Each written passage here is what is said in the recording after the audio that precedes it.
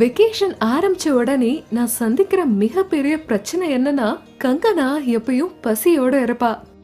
எல்லா அம்மாக்களும் இந்த பிரச்சனைய ஃபேஸ் பண்ணுவாங்கன்னு நினைக்கிறேன். அதோட அவங்களுக்கு ஹெல்த்தியானதாவும் கொடுக்கணும். சோ இன்னைக்கு இந்த ரெசிபி குழந்தைங்க எப்பவும் பசியோட இருக்கிற அம்மாக்களுக்கானது. இன்னைக்கு சோயாபீன் தாளிப்பீட்ட செய்ய போறோம். ரொம்ப அற்புதமான, அதே சமயம் ரொம்ப ஆரோக்கியமான ரெசிபி. குழந்தைங்களுக்கு மட்டும் இல்லாம அம்மாக்களுக்கும் ஹெல்த்தியானது. வாங்க இதை செய்ய ஆரம்பிக்கலாம்.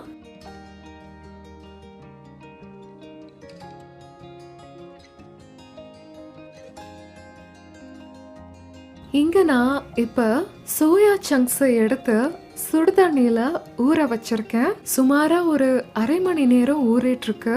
இத சமைக்கவோ இல்லாட்டி எதுவுமே பண்ண வேண்டாம், ஊற வச்சா மட்டும் போதும். இங்க நான் சோயா கீமாவுக்கு பதிலா சோயா சங்க்ஸ் தான் பரிந்துரைப்பேன். காரணம், சோயா சங்க்ஸ்ல இருந்து ஈஸியா நீங்க தண்ணீரை புழிஞ்சு எடுத்துக்கலாம். ஆனா சோயா கீமாவுல கொஞ்சம் தண்ணி மிச்சம் இருக்கும். இது நல்லாவே ட்ரை ஆயிரும். இப்ப நான் எடுத்திருக்க சோயா சங்க்ஸ இதோ இந்த மாதிரி புழிஞ்சு வச்சுக்கிறேன். இதுல இருந்து முடிஞ்ச அளவுக்கு தண்ணீரை வெளியில எடுத்துக்கோங்க. இப்போ ஒரு மிக்சர் ஜார்ல இந்த சோயா சங்க்ஸ சேர்த்துட்டு கொஞ்சம் கொஞ்சமா இதை அரைச்சுக்கலாம். எல்லாத்தையும் ஒரே நேரத்துலலாம் அரைக்க வராது, பெரிய பெரிய துண்டுகளா நின்றோம். பாருங்க, இந்த சோயா சங்க்ஸ் நல்லா ஊறி இருக்கு, அதனால ரொம்ப சரியா அரைச்சு வந்திருக்கு. இது ரொம்ப நல்லாவே ட்ரையாவும் இருக்கு. பாருங்க, இந்த சோயா சங்க்ஸ நம்ம நல்லாவே அரைச்சிட்டோம். இதுல இப்ப பைண்டிங்க சேர்த்துக்கலாம். ஏன்னா வெறும் சோயாபீனை வச்சு தாளிப்பீட்ட செய்ய முடியாது. 2 டேபிள் ஸ்பூன் கடலை மாவை எடுத்திருக்கேன். உங்களுக்கு வேணும்னா நீங்க பிரெத்தோட கூட பயன்படுத்தலாம். நம்ம இங்க தாளிப்பீட்ட செய்ய போறோம். சோ இது நல்ல ஆப்ஷன், சுவையும் நல்லா இருக்கும். இப்ப இதுல 2 டேபிள் ஸ்பூன் தயிரை சேர்த்துக்கிறேன். இந்த மாதிரி அடுத்ததா உப்பு சேர்த்துக்கலாம். நான் சோயா சங்க்ஸ ஊற வச்சிருந்த அந்த நேரத்துல நான் 100 கிராம் சோயா சங்க்ஸை எடுத்து அதை சுடுதண்ணில ஊற வச்சிருந்தேன். இப்ப இதுல நான் கொஞ்சம் மிளகாய் பொடி அப்புறம் மஞ்சள் பொடிய சேர்த்துக்கிறேன். இது கூடவே வெள்ளை எள்ளை 2 டீஸ்பூன் சேர்த்துக்கலாம். இங்க நான் நிறைய காய்கறிகளை சேர்த்துக்க போறேன். நான் இங்க ஒரு மீடியம் சைஸ் நறுக்கின தக்காளி, அப்புறம் கொத்தமல்லி தலை, மீடியம் சைஸ் வெங்காயம், கொஞ்சம் இஞ்சி, அப்புறம் பச்சை மிளகாய சேர்த்துக்கிறேன். இதை எல்லாத்தையும் நல்லா கலக்கிக்கலாம். கடைசியா தேவைப்பட்டா இன்னும் கொஞ்சம் பைண்டிங்க சேர்த்துக்கலாம். நீங்க ஒருவேளை உங்க சோயா சங்க்ஸ நிறைய புளிஞ்சிருந்தா நீங்க இன்னும் கொஞ்சமா தயிரை கூட சேர்த்துக்கலாம், சரியா இருக்கும். வாங்க, தாளிப்பீட் மாவு தயாரா இருக்கு. சூடான தாளிப்பீட்ட செய்யலாம். சோயாபீன் தாளிப்பீட்ட செய்ய நான் இங்க பேனை சூடாகிறதுக்காக வச்சிருக்கேன். என்கிட்ட இரும்பு கல்லு இருக்கு, நீங்க நான்ஸ்டிக் பேன்ல கூட செய்யலாம்.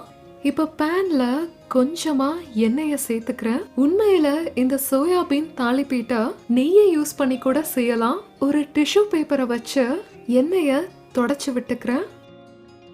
இப்ப பேன் நல்லா சூடாயிருச்சு.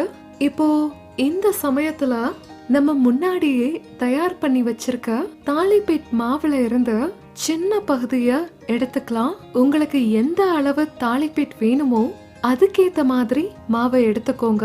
இப்ப இத பேன்ல பரப்பிக்கலாம். கையில கொஞ்சமா எண்ணெய தடவிக்கிறேன். அதுக்கப்புறமா நல்லா இப்படி பரப்பிக்கலாம். இப்ப ஸ்பூனை வச்சு இதோட நடுப்பக்கத்துல இந்த மாதிரி ஒரு ஓட்டை பண்ணிக்கலாம். இதுதான் தாளிப்பீட்டோட மார்க்னு நான் நினைக்கிறேன். இதோட மேல் பக்கத்துல கொஞ்சமா எண்ணெய சேர்த்துக்கலாம். இப்ப திருப்பி போட்டுக்கலாம். இந்த தாளிப்பீட் தயாரா இருக்கு. இத வெளியில எடுத்துக்கலாம். பாருங்க, இது எவ்வளவு அழகா இருக்குன்னு. இதே மாதிரி மத்ததெல்லாம் பண்ணிக்கலாம். ரொம்ப சூடான தாளிப்பீட் ரெடி ஆயிருச்சு.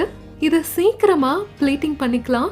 பாரம்பரியமான தாளிப்பீட்டை விட இது கொஞ்சம் வித்தியாசமா இருக்கு. காரணம், அதுல நல்ல அளவுக்கு மிக்ஸ் தானிய மாவு பயன்படுத்துவாங்க. ஆனா நம்ம அந்த மாதிரி எதையும் செய்யல. சோ ஒரிஜினல் தாளிப்பீட்டை விட இது கொஞ்சம் மென்மையா இருக்கும், ரொம்ப நல்லா இருக்கும்.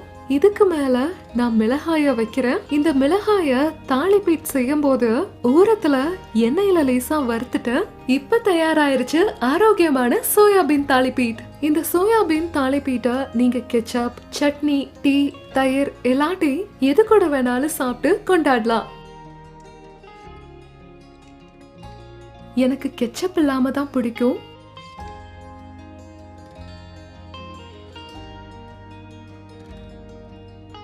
நடுவுல சாஃப்ட், கீழே மேல ரொம்ப மொறுமொறுப்பா நல்லா இருக்கு.